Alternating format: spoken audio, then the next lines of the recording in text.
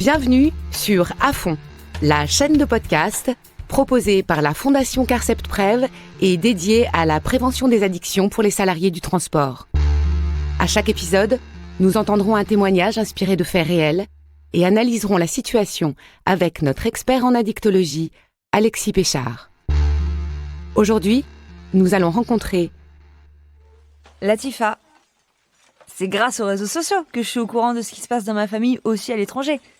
J'oublie plus les fêtes, j'oublie plus les anniversaires. Mais tu vois, je l'avais plus depuis 6 ans. Et je l'ai remis pour avoir des nouvelles de la famille depuis que je suis plus avec mon copain. C'est Facebook, qui nous informe de tout. On a beau essayer de pas l'utiliser, mais rien que pour la boîte email, par exemple.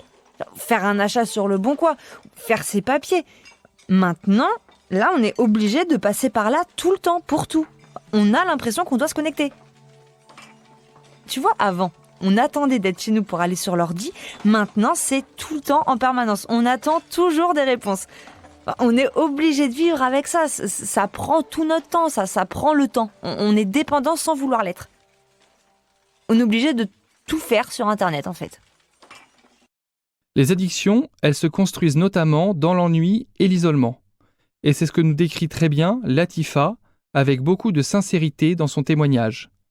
Ces deux facteurs sont des risques majeurs de développement d'une addiction, aussi bien à l'égard de la consommation d'un produit, bien sûr, que d'un comportement.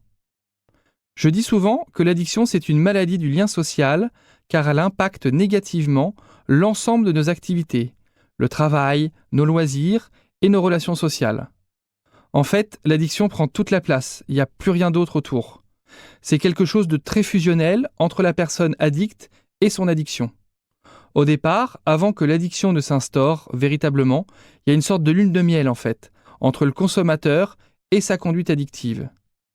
Et puis après, les conséquences négatives, elles arrivent, et là, c'est plus du tout une lune de miel. Le smartphone peut nous couper de la vie réelle, et pourtant, on l'utilise pour l'inverse, pour se donner des nouvelles, pour s'envoyer des photos ou des vidéos, et réaliser des échanges en direct. C'est notre clé USB mentale. Vous comprenez maintenant pourquoi il est difficile de s'en passer.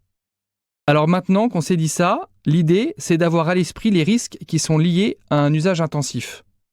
Tout d'abord, je pense en premier lieu à l'altération du sommeil à cause des diodes colorées de l'écran.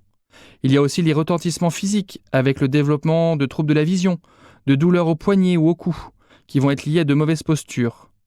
L'hyperconnexion peut être aussi à l'origine de troubles de la concentration, de l'attention et du développement de l'anxiété notamment. Vous venez d'écouter À Fond, le podcast proposé par la Fondation Carcept Prev et dédié à la prévention des addictions des salariés du transport. Retrouvez l'ensemble des épisodes sur la chaîne À Fond de votre application de podcast préférée ou sur le site carcept-prev.fr dans la rubrique Fondation Carcept Prev.